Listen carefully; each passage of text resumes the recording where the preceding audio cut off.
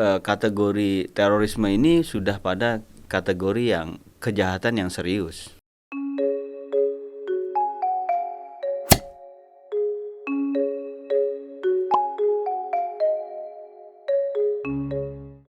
Halo teman-teman strategis, kali ini kita akan membahas soal terorisme dengan saya Ahmad Lutfi sebagai host dan juga sudah kedatangan tamu di hadapan kita semua yaitu Pak Muhammad Syauqi PhD. Kita beri tepuk tangan dulu dong. Terima kasih, Mas. Jadi ini udah noise banget nih, udah noise banget karena tepuk tangan ya.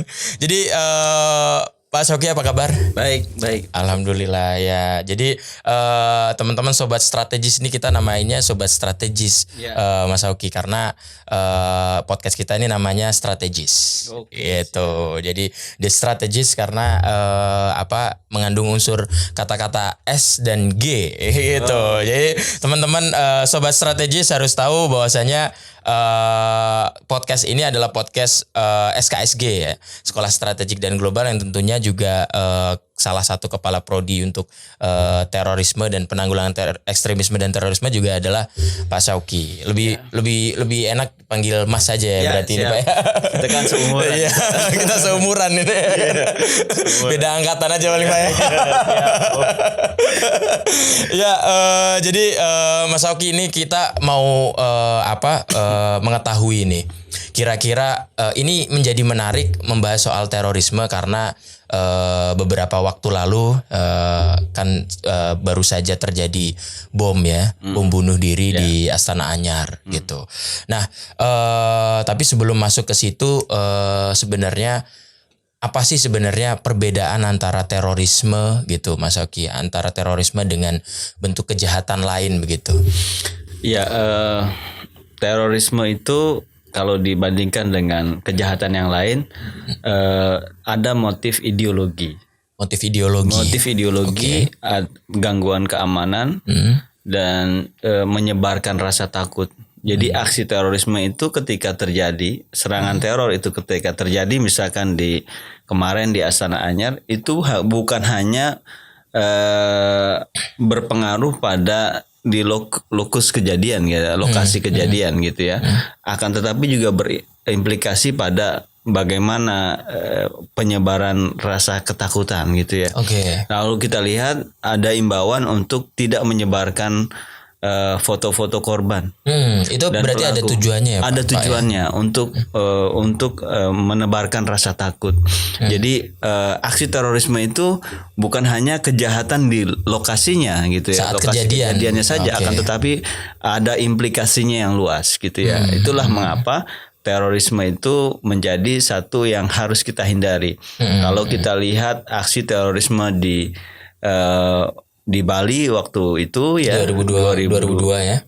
Ya, itu bom Bali itu kan implikasinya banyak sekali, bukan hanya pada korban yang banyak orang meninggal dunia, lebih dari 200 orang gitu ya.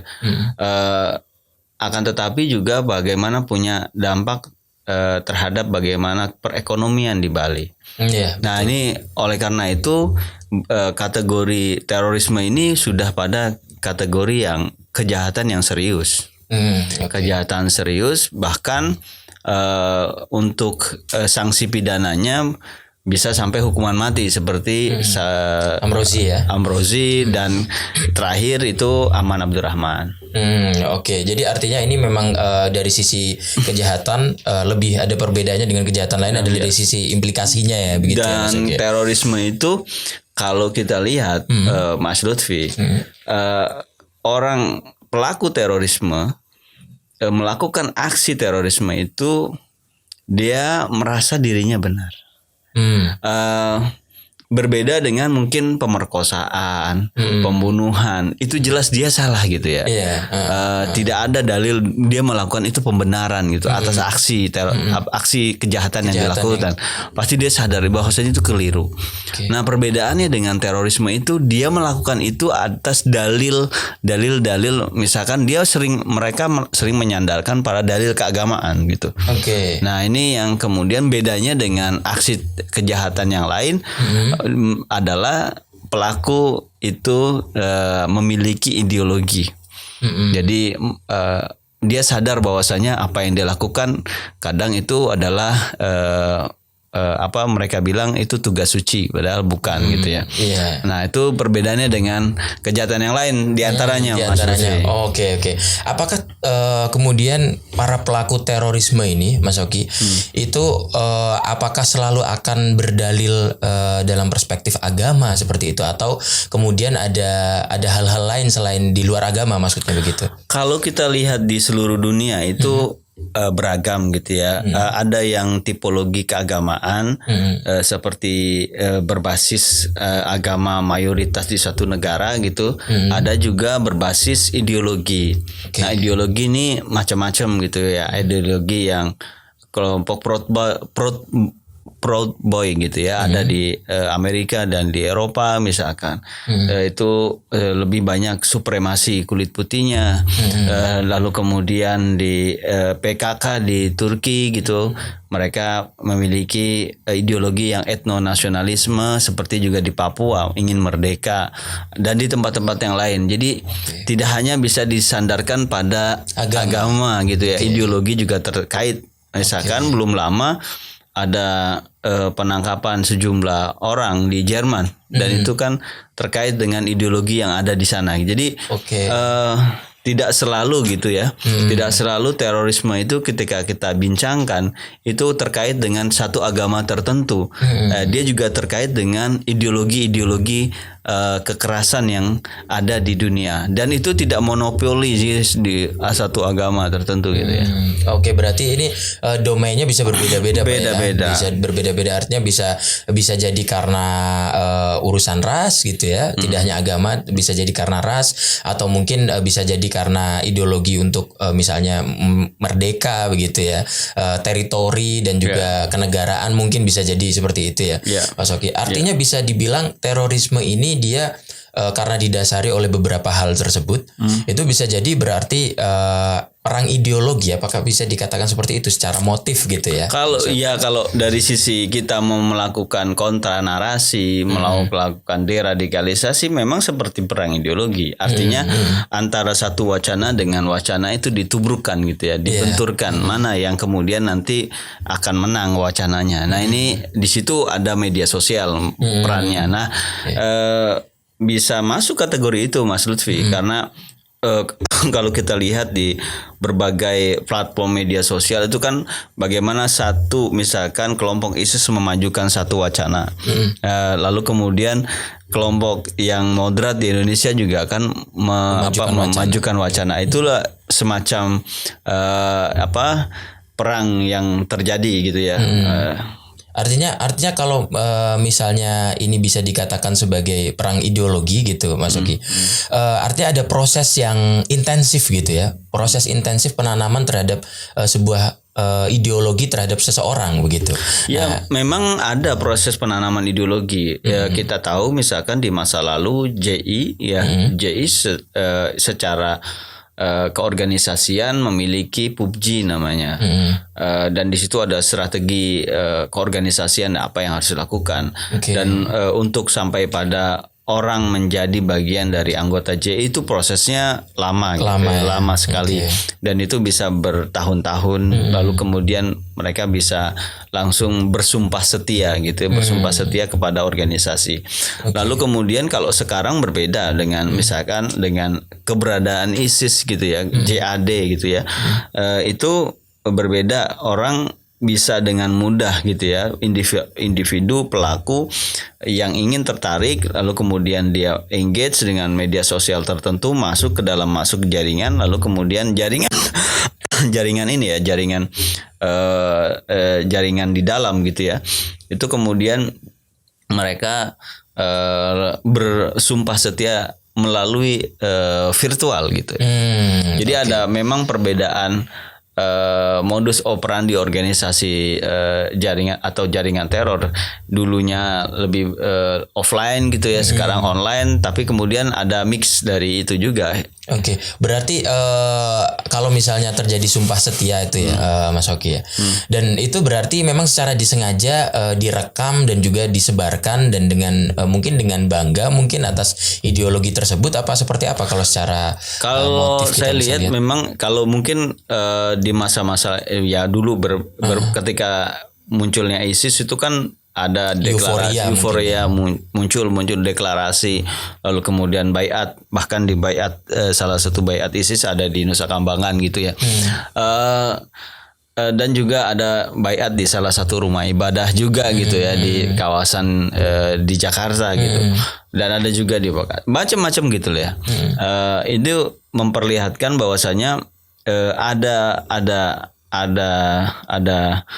ada upaya kelompok ini untuk berbaiat secara offline gitu ya. Dan sekarang ada perkembangan berbaiat secara online gitu. Lalu kemudian dan itu prosesnya bisa cepat dan berbeda dengan yang offline ini tadi. Oh berarti jaringan terorisme ini juga mereka bertransformasi juga Pak ya dalam tubuh mereka sendiri begitu Pak ya. Dalam konteks berjaringan, dalam konteks pendanaan, dalam konteks mereka pelibatan istri dan anak, pelibatan keluarga, itu udah bertransformasi. Jadi banyak hal mereka juga bertransformasi. Sampai juga misalkan dahulu berjaringan aksi terorismenya, sekarang dengan jaringan kecil gitu ya. Jaringan yang besar relatif bisa bisa diredam, bisa ditangkap 3 tahun belakangan itu efektif Undang-Undang Nomor 5 Tahun 2018, tapi kemudian ketika ada jaringannya terpisah, nah itu yang kemudian mereka baca sebagai sebuah peluang karena ketika aksi terorisme itu dilakukan oleh berjaringan, oleh kelompok, oleh kolektif groups gitu ya, yang bersama-sama, itu kemudian bisa diredam, deteksi dini, di preventif gitu ya, preventive strike. Lalu yang mereka juga baca adalah bagaimana mereka melakukan aksi terorisme menggunakan individual dan keluarga. Nah individual ini kan pergerakannya sulit sekali untuk dideteksi. Entah itu nanti perdebatannya tentang self initiative terror atau lone wolf atau yang lain-lain. Karena lone wolf apakah benar-benar dia sendiri bergerak? Karena yang dinamakan orang terhubung sekarang dengan jaringan bukan hanya terhubung melalui media sosial, terhubung melalui face to face gitu ya.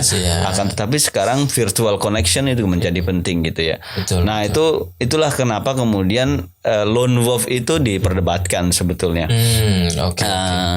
Penggunaan dan ada kritik juga bagaimana juga lone wolf itu sebetulnya menjadikan pelaku itu seperti hero gitu, hero, dan ada semacam glorifikasi gitu ya, heroik gitu, sehingga partner-partnernya dia di jaringan yang lain melihat sesuatu yang wah hebat keren gitu. Nah akibatnya bisa saja itu bahkan memicu pelaku yang lain untuk melakukan aksi yang sama. Itu perdebatan soal lone wolf. Ada juga yang berkenaan dengan self initiative terror yang dilakukan oleh sendiri. Ya, tanpa adanya jaringan di belakang. Ada jaringan tapi dia lakukan sendiri. Jadi memang itu modifikasi yang mereka lakukan aksi terornya, karena perkembangan yang ada sekarang itu mereka relatif bisa di preventive strike ya. Sehingga pergerakan individu atau kelompok kecil itu menjadi pilihan kelompok ini. Oleh karenanya penguatan dalam konteks deteksi dini gitu ya. Lalu kemudian penguatan surveillance cybernya gitu, itu menjadi sangat penting. Jadi sobat strategis, menarik banget ya penjelasan dari Mas Oki tadi. Ternyata begitu banyak ya prosesnya, dan juga baik secara impact maupun secara proses penanaman ideologi yang cukup panjang sebelum akhirnya orang menentukan dia akan melakukan tindakan terorisme begitu ya. Dan ini kemudian menjadi menarik Mas Oki. Menariknya adalah di apa yang di era modern saat ini yang harus kita hadapi sebagai upaya preventif juga adalah yang mungkin dibaca juga oleh Badan Penanggulangan Terorisme dan lain sebagainya, organisasi-organisasi yang juga mungkin melakukan upaya preventif untuk itu adalah misalnya terkait dengan cybernya. Ini kan sebenarnya kalau misalnya tadi menarik melihat apa yang dijelaskan Mas Oki tadi tentang pergerakannya sekarang udah berubah gitu ya. Udah berubah ke arah yang mungkin bisa jadi individu dan agak lebih sulit terdeteksi begitu ya. Nah, artinya ini ada perubahan dalam cara bergerak yang awalnya mungkin di 2022 itu sangat terstruktur dan kolektif gitu ya. Nah, sekarang mungkin penyebarannya juga karena melalui digital begitu. Nah, ngomong-ngomong soal digital nih Mas Oki. Nah, apa yang mungkin bisa berkembang gitu dari digital ini gitu, potensi-potensi yang akan muncul yang akan mereka kembangkan dan mungkin ada upaya preventifnya begitu Mas Oki. Dalam kita bagi skala dulu dalam skala level yang paling rendah, mungkin cyber yang mereka gunakan adalah upaya untuk rekrutmen, untuk pendanaan. Mungkin dalam skala yang paling rendah ya. Skala yang paling tinggi adalah melakukan cyber attack. Nah itu skala yang tinggi gitu ya. Menurut saya itu lebih dahsyat lagi serangannya. Kalau misalkan serangan teror pada satu objek tertentu, di situ saja ya. Ketika ada satu objek vital itu yang kemudian diserang, nah itu kan kemudian berimpact pada bagaimana soal misalkan komunikasi, listrik dan yang lain, air misalkan dan yang lain-lain, itu menjadi hal yang menurut saya urgent dalam skala level yang paling rendah. Menurut saya kita bagi cyber dalam konteks cyber itu memang mereka memanfaatkan yang berbeda, berjenjang-jenjang gitu ya. Nah, oleh karenanya menurut saya cyber resiliency gitu ya, ketahanan cyber kita menjadi sangat penting. Karena bisa saja dalam konteks pendanaan mereka sudah melakukan pendanaan teroris melalui cyber gitu ya. Mereka masuk ke dark web segala macam. Tapi apakah kemudian kita bisa meresponnya gitu ya. Jadi modus operandi yang bisa saja terjadi gitu ya, bisa saja terjadi adalah penggunaan cyber untuk aksi terorisme dengan berbagai motif gitu ya, mulai dari motif pendanaan, rekrutmen, propaganda, sampai serangan cyber. Nah, menurut saya itu menjadi sangat penting untuk kita lihat. Karena kalau misalkan digital fluence-nya itu fluensinya sudah bagus, artinya ditambah lagi ideologi yang radikal teror, itu kan orang cerdas dalam cyber ditambah punya ideologi yang seperti itu bisa berimplikasi pada sesuatu yang pasti akan destruktif gitu kan. Betul. Nah, oleh karenanya itu menjadi sangat penting untuk kita lihat ketahanan cyber kita. Menarik nih teman-teman. Jadi ada beberapa hal yang secara proses saya tangkap tadi. Pertama pendanaan, terus kemudian proses propaganda, lalu kemudian sampai cyber attack-nya gitu Pak ya. Tapi artinya ini semua dimulai dari pendanaan. Menarik nih pendanaan Pak. Kalau misalnya propaganda mungkin bisa dideteksi gitu ya melalui digital seperti itu. Tapi apakah kemudian ada modus-modus yang digunakan? Artinya modus-modus yang digunakan untuk mengumpulkan dana begitu ya. Nah ini yang kemudian mungkin harus bisa dideteksi juga Pak. Mungkin karena hari ini juga banyak crowdfunding dan lain sebagainya yang itu memudahkan masyarakat untuk mengumpulkan dana dalam jumlah tertentu, tapi penggunaannya juga kadang pertanggungjawabannya dan lain sebagainya itu juga susah dipertanggungjawabkan gitu. Artinya hal-hal seperti ini yang mungkin menjadi bahaya sehingga multiplier effect-nya nanti akan sampai ke pendanaan cyber attack gitu mungkin Pak ya. Gitu, apakah ada potensi ke arah sana Pak? Kalau kita lihat pendanaan terorisme di Indonesia kan berupaya untuk masuk dari anggota FATF ya, untuk pencegahan pendanaan terorisme di dunia ini. Dan kalau kita lihat beberapa regulasi memang sudah ada aturannya. Bagaimana regulasi tentang pendanaan teror, Undang-Undang 9 2013, ada juga Undang-Undang nomor 5 tahun 2, dan ada beberapa konvensi internasional sudah diratifikasi berkenaan dengan pendanaan terorisme. Tapi persoalannya adalah ada beberapa regulasi yang lain yang menurut saya masih harus diperbaiki. Salah satu contohnya adalah bagaimana Undang-Undang Nomor 9 Tahun 61 soal pengumpulan uang dan barang gitu, dan itu kemudian dalam konteks turunannya ada di Undang Permensos Nomor 8 Tahun 2021. Lalu juga ada di regulasi tentang pembawaan uang tunai dari luar negeri. Nah, adanya celah regulasi itu menurut saya menjadi salah satu fokus kita juga untuk melihat bagaimana soal pendanaan teror.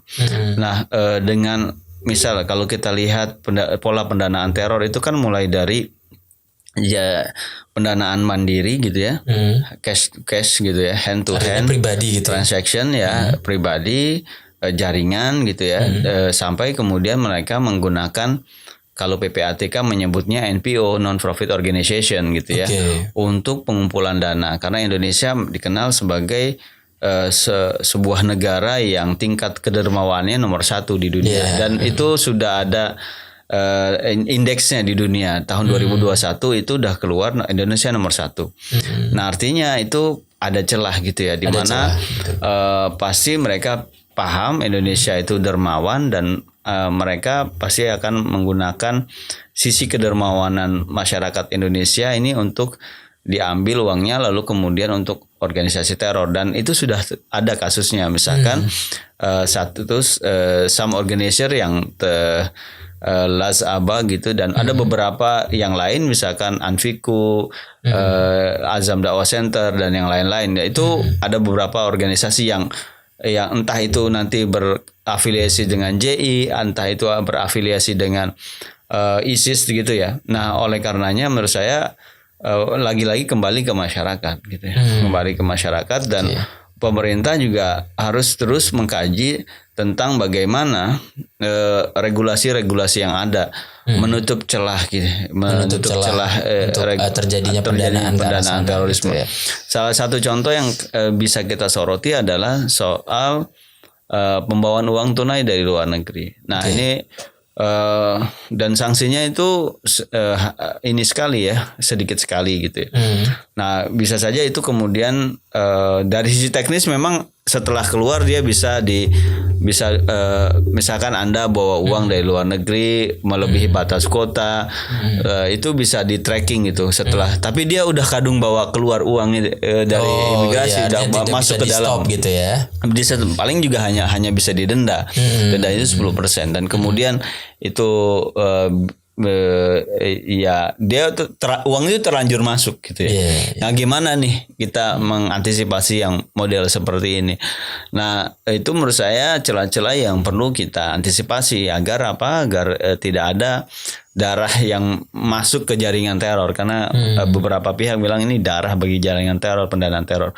Dan kampanye publik itu yang menjadi sangat penting ya, ketika ada kita banyak bencana, Mas Lutfi ya, di Cianjur, di Garut, terus kemarin di Bali, luar biasa lah. Menurut saya kita menghadapi ujian ini, bencana gitu. Dan masyarakat perlu diingatkan, Mas Lutfi, agar agar mereka mendonasikan dananya, karena kepeduliannya terhadap anak bangsa yang lain yang sedang menderita. Ya, donasikanlah dana itu kepada organisasi-organisasi yang kredibel, organisasi-organisasi yang memang memiliki rekam jejak pengelolaan dana yang secara transparan ke muka publik. Nah, ini perlu diedukasi masyarakat. Jadi ada dua sisi. Dari sisi regulasinya kita harus lihat secara baik gitu, benahi secara baik. Kedua, dari sisi masyarakatnya perlu kita edukasi sehingga masyarakat bisa menyalurkan dananya kepada organisasi-organisasi yang memang memiliki kredibilitas gitu ya. Iya. Nah, itu berarti sangat menarik ini sobat strategis ya. Jadi ada dua, selain regulasi yang dari pemerintah, juga teman-teman yang mau mendonasikan uangnya kepada ya mungkin teman-teman yang terkena gempa ataupun musibah begitu ya, itu harus benar-benar selektif gitu ya kira-kira ya Mas Oki ya. Dan karena ini menjadi hal yang sangat penting untuk melihat seberapa kredibel lembaga yang tempat kita mendonasi begitu ya. Jadi teman-teman itu juga harus benar-benar diperhatikan. Oke, kita bisa berbuat baik begitu, akan tetapi mungkin kita juga harus berhati-hati apakah ini kemudian disalahgunakan atau tidak. Nah, itu adalah part yang mungkin kata anak muda ini crucial partnya nih Pak gitu part. Ya, crucial karena partnya. Begini Mas Lutfi, ketika kita pendanaan, teman-teman kita itu kan rata-rata ya generasi muda kita punya empati yang bagus lah gitu ya. Kemudian kan di gadgetnya sudah terpampang soal platform yang transaksi gitu ya. Terus kemudian ya itu tidak butuh 5 menit gitu, hanya beberapa menit, 1-2 menit itu langsung bisa ya mau kirim uang 1 juta, 500.000, kapan pun bisa gitu. Itu membanjiri perpesanan kita kan.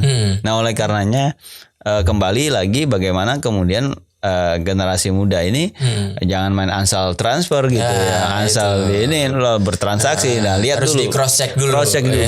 Jadi generasi muda ini harusnya kan gini, ya generasi muda itu kan keingintahuannya kan luar biasa ya. Luar biasa.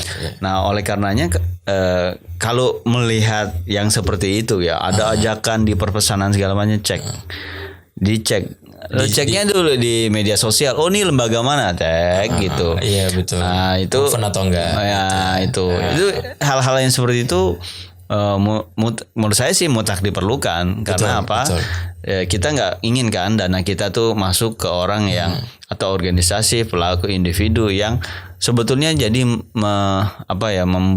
mendukung ya kegiatan yang ilegal di negara ini gitu. Betul. Jadi memang betul Mas Oki. Jadi kayak menurut beberapa survei yang tadi juga sudah disebutkan Mas Oki, bahwasanya indeks kedermawanan gitu ya, atau mungkin social awareness di anak muda itu meningkat gitu. Itu beberapa hal yang menjadi presentasi banyak perusahaan crowdfunding juga karena social awareness-nya anak muda di Indonesia trennya meningkat juga gitu. Artinya cuman ya itu tadi catatannya berarti ya Mas Oki ya, sobat strategis jangan lupa itu bahwasanya tetap harus selektif. Oke, kita social awareness it's okay gitu ya. Tapi tetapi mungkin kita harus mengecek ulang nih, benar nggak nih gitu kan. Nah, itu menjadi yang hal yang sangat penting juga. Ada satu lagi yang sebenarnya kita penasaran juga ini Mas Oki, soal kembali ke Astana Anyar.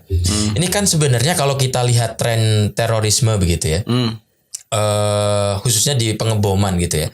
Mungkin pas waktu COVID gitu ya, itu cenderung tidak ada lah. Maksudnya artinya cenderung sudah melandai gitu tren terorisme ini ya. Tapi kemudian dengan adanya Astana Anyar ini, bom Astana Anyar ini, kemudian apakah ini nanti akan mengaktifasi yang lain yang tadi seperti disebutkan Mas Oki, tentunya memberikan dampak kepada masyarakat atas ancaman begitu ya. Akan tetapi apakah kemudian akan men-trigger gitu bom di tempat-tempat yang lain? Nah itu secara resikonya seperti apa kira-kira? Ya artinya tetap kita harus waspada lah gitu ya. Karena kalau kita lihat bom ini kan terjadi setelah hampir 1 tahun kita minim aksi yang seperti ini. Betul. Kita ya sebetulnya bergembira gitu. Ini nggak ada gitu, tapi ternyata di penghujung tahun itu ada. Gitu. Jadi ya itu menurut saya ini jadi keprihatinan kita bersama. Menurut saya sih kalau kita lihat aksi terorisme yang terjadi di Astana Anyar itu kan terjadi pasca pergantian gitu ya, pergantian Amir ISIS gitu. Itu selang nggak berapa lama lah gitu. Itu kan artinya mereka ingin memperlihatkan bahwa kejaringannya, bahwa jaringan JAD atau ISIS di Indonesia masih eksis ke luar negeri, baik ke jaringannya maupun juga nanti ke aparat penegak hukum kita. Artinya mereka masih aktif gitu ya, sel aktif. Nah oleh karenanya memang kita perlu waspada gitu ya. Apakah kemudian nanti men-trigger yang lain? Ya kita lihat aja nanti seperti apa. Kan itu kembali kepada bagaimana pencegahan yang nanti akan dilakukan oleh aparat penegak hukum kita, aparat keamanan kita. Kita lihat nanti seperti apa. Karena memang pelaku Astana Anyar ini kan adalah mantan pelaku yang sudah pernah melakukan aksi terorisme dan pernah masuk di lapas gitu ya, lembaga pemasyarakatan, lalu keluar gitu ya. Nah, ini juga evaluasi juga mungkin. Ya satu sisi itu juga, lalu kemudian kita juga harus melihat bagaimana tentang kemungkinan orang-orang yang masih dalam kategori merah atau beresiko tinggi itu setelah keluar bagaimana soal monitoringnya, terus juga bagaimana program deradikalisasinya. Itu yang menurut saya penting untuk kita diskusikan. Betul. Bagaimana kalau beberapa ada satu institusi negara gitu ya menyatakan bahwasanya ada sekian persen gitu yang masih dalam berisiko tinggi. Lalu upaya kita bersama apa? Harusnya itu menjadikan warning bagi kita semua. Ya, yang berisiko tinggi yang baru keluar itu memang masalah. Belum lagi yang rekrutan baru. Iya. Nah itu menurut saya satu hal yang perlu disikapi gitu ya. Betul. Kita mengungkapkan fakta ada sekian persen berisiko tinggi. Lalu apa yang harus kita lakukan? Yeah. Nah lalu apa yang harus kita lakukan itu yang perlu kita diskusikan secara bersama-sama dan implementasikan. Tidak bisa lagi ini berisiko tinggi dengan sekian persen, lalu kita mengungkap data itu, lalu kemudian tidak ada sesuatu yang kita lakukan ke depan. Nah itu kembali lagi, apakah kemudian berisiko atau tidak, kembali lagi apa yang dilakukan oleh aparat keamanan kita dan aparat penegak hukum kita. Kita lihat nanti seperti apa. Berarti mungkin ini harus adanya inovasi approach kali ya. Mas Oki bisa dibilang seperti itu untuk program deradikalisasinya sendiri gitu. Artinya kan mungkin harus ada inovasi-inovasi baru untuk approach-nya mungkin atau seperti apa menurut Mas Oki? Kalau menurut saya dari sisi program deradikalisasi ada beberapa lembaga yang sudah lumayan berhasil gitu ya. Ada juga yang kita berikan catatan gitu ya. Menurut saya sih yang perlu dilakukan adalah bagaimana kita secara bersama-sama melakukan secara sinergis dan berkelanjutan. Saya sering menyebut berintegrasi dan berkelanjutan. Ketika ada satu ex-napiter beresiko tinggi, ya apa yang harus kita lakukan kementerian lembaga terkait? Di mana profilingnya? Siapa ini orangnya? Lalu pendekatan apa yang bisa kita lakukan? Sampai kita juga membincangkan titik lemahnya di mana satu pelaku ini. Ketika ditemukan siapa yang bisa masuk ke situ. Oleh karenanya ini sangat personal based approach gitu ya. Jadi memang mau tidak mau kita harus lakukan itu. Sepertinya memang rumit, tapi ya kalau negara sebesar kita Indonesia ini, saya pikir kita masih banyak orang-orang yang punya kompetensi ke sana gitu ya. Jadi memang apa yang harus dilakukan ya kita perlu kerja bersama soal itu dan kerja taktis di lapangan gitu ya. Itu mutlak diperlukan. Dan menurunkan ego sektoral masing-masing gitu ya. Ego sektoral masing-masing sehingga kita bisa bekerja bersama-sama. Bukan lagi menyandarkan ini bukan saatnya itu, karena juga kalau kita saling menyalahkan ya kelompok teror juga maunya kayak gitu kita saling menyalahkan antara satu dengan yang lain. Kelompok teror maunya juga itu sebetulnya. Ada keterceraian cerai berai anak bangsa itu mereka seneng gitu. Betul. Oke, seperti itu. Jadi memang kalau dilihat dari Astana Anyar ya Pak mungkin dari target operasi sendiri mungkin ya itu di tempat atau di markas aparat begitu, itu apakah kemudian itu ada motif tertentu yang memang mereka sedang menyasar tempat-tempat aparat begitu. Kalau tempat aparat ya, kalau kita lihat aksi terorisme yang dilakukan oleh JAD atau ISIS rata-rata memang aparat. Entah itu polsek, kan beberapa kali ya polsek itu di Samarinda, di Sumatera, lalu kemudian di Jakarta, di Jakarta gitu ya pernah pos polisi gitu. Betul. Ya. Terus kemudian selain kantor-kantor kepolisian, entah itu polisi, entah itu polsek gitu ya, macam-macam Polres itu pernah terjadi gitu ya. Memang aksi mereka ditujukan ke aparat keamanan. Yang individu rata-rata juga ke aparat keamanan. Yang di Surabaya juga pernah terjadi ya aparat keamanan. Jadi selain kantor gitu juga personal aparat keamanan juga ditarget gitu ya, seperti yang terjadi penembakan polisi di Pondok Aren gitu. Lalu kemudian di Rasuna Said, kemudian juga terjadi juga di Karanganyar, Kapolres Karanganyar juga. Jadi memang menarget karena JAD ini menarget aparat keamanan gitu. Dan kalau kita lihat Global Terrorism Index tahun 2021 memang polisi juga ditempatkan menjadi salah satu target dari aksi terorisme. Dan ada, kalau dilihat dari konsepsi JI kan, konsepsi ISIS itu kan mereka melihat musuhnya musuh dekat bukan musuh jauh. Kalau dulu kan kalau kita lihat JI yang diserang adalah objek-objek yang memiliki keterkaitan dengan Barat. Contoh Hotel Ritz-Carlton, Hotel JW Marriott, Kedubes Australia, Kedubes Filipina. Nah, itu memiliki keterkaitan dengan Barat gitu ya. Kalau sekarang kan seperti bergeser gitu ya. Iya betul. Jadi ada pergeseran. Near enemy gitu. Musuh dekat. Musuh dekatnya adalah entah itu pemerintah yang berdaulat, entah itu aparat keamanan. Jadi seperti bergeser gitu ya. Dari JI fasilitas Barat, kalau sekarang kepada aparat kepolisian, pemerintah gitu ya. Aparat pemerintah seperti Pak Wiranto gitu pernah jadi target gitu Mas. Oke.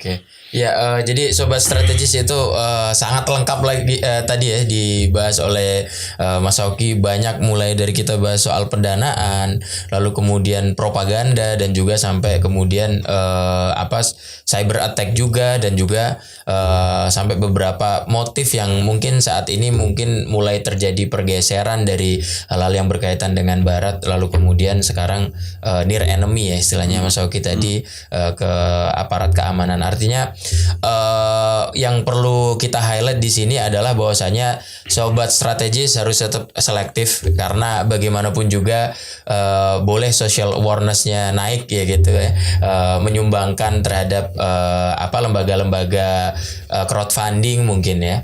Nah, akan tetapi mungkin tetap harus kita seleksi juga mana-mana saja yang oke, mana-mana saja yang kayaknya kok nggak jelas ini gitu kira-kira ya Pak ya. Nah, untuk misalnya cyber attack sendiri, tentunya propaganda juga tentunya sobat strategis harusnya mungkin bisa lebih berhati-hati atas propaganda-propaganda yang terjadi di digital ya Mas Oki ya. Dan juga tadi disampaikan Mas Oki juga bahwasanya terjadi pergeseran motif, artinya kita juga harus melaksanakan secara bersama-sama gitu ya Mas Oki ya, upaya preventif dan juga mungkin proses deradikalisasi kita seperti apa, dan juga kita juga harus berhubungan antar stakeholdersnya baik dari kementerian lembaga, aparat keamanan, dan juga mungkin akademisi ya. Peran pentingnya sangat dibutuhkan ke depannya. Kira-kira seperti itu Mas Oki ya. Mungkin ada ini kalau kita kan sepertinya akan lebih banyak ke teman-teman generasi muda nih Mas Oki ya kan, karena more than 50% of Indonesian population ini kan sekarang Gen Z, millennials and Gen Z. Kita lihat survei terbaru asosiasi penyedia jasa layanan internet gitu ya. Nah, itu terlihat tuh usia mana yang melek internet gitu. Nah itu artinya mungkin kita harus ingatkan berkali-kali ini, karena ini rekrutmen baru bisa jadi menyasar generasi muda Mas Oki. Dan itu sepertinya tentunya seperti itu ya. Jadi artinya mungkin teman-teman di under 30, mungkin under 25, ya kan, itu akan rentan justru gitu, karena masih bisa dipengaruhi dan mungkin masih secara psikologi juga masih setengah matang gitu ya Mas Oki. Gitu. Jadi teman-teman sobat strategis, terutama generasi muda harus sangat selektif nih dalam pertemanan, baik di dunia nyata maupun di sosial media, kira-kira seperti itu ya. Mas Oki. Mungkin ada pesan buat teman-teman generasi muda, Mas Oki? Ya, dua kombinasi ya. Mereka pintar. Pertama generasi muda, Mas Lutfi betul. Kedua media sosial. Betul. Pengguna media sosial itu luar biasa di Indonesia. Survei dari tadi yang saya sampaikan, jasa internet, penyedia jasa internet itu terlihat bagaimana tingkat awareness generasi muda terhadap media sosial dan penggunaan media sosial sebagai sarana pencarian informasi gitu bagi generasi muda. Dan di sisi lain kita juga punya pengalaman, punya riset bahwasanya sebagian besar pelaku teror itu ada di generasi muda. Nah, oleh karenanya harus selektif betul-betul terhadap berita-berita yang masuk, lalu kemudian cross check, recheck dan double recheck, multiple check gitu sehingga Anda bisa membandingkan berita-berita yang masuk, lalu kemudian memberikan kesimpulan apa yang harus Anda lakukan. Karena ya apalagi generasi muda itu harusnya kan kritis gitu ya. Nah, kritis, oleh karena kekritisan Anda untuk tema-tema yang seperti itu Anda harus lihat dan banyak membaca. Menurut saya sih banyak membaca. Semangat kita dalam beragama saya acungi jempol, karena banyak generasi muda mulai juga semangat dalam beragama, tapi coba lihat lagi bagaimana sesungguhnya apa yang mereka ajarkan. Nah, kita punya pengalaman-pengalaman yang seperti itu juga gitu ya. Jadi memang anak muda, media sosial, narasi keagamaan. Nah, ini yang rekan-rekan perlu selektif dalam memilah dan memilih gitu. Betul, itu sobat strategis pesan dari Mas Oki, dan itu semuanya tertuju pada generasi muda tentunya ya Mas Oki. Dan teman-teman memang harus selektif tadi seperti dikatakan Mas Oki, karena kita ini punya daya kekritisan, punya semangat beragama juga. Jangan sampai kemudian ini salah kombinasi gitu ya Mas Oki tadi ya. Jangan sampai salah kombinasi, artinya kita juga benar-benar harus proper menempatkan sesuatu pada tempatnya, konteksnya, kontennya benar-benar harus diseleksi, difilter, kira-kira seperti itu. Nah, mungkin itu saja Mas Oki. Terima kasih banyak telah hadir di podcast kita episode pertama. Keren banget, kita beri tepuk tangan dulu ya kan. Luar biasa sobat strategis. Jadi banyak hal tadi yang bisa kita pelajari dari Mas Oki.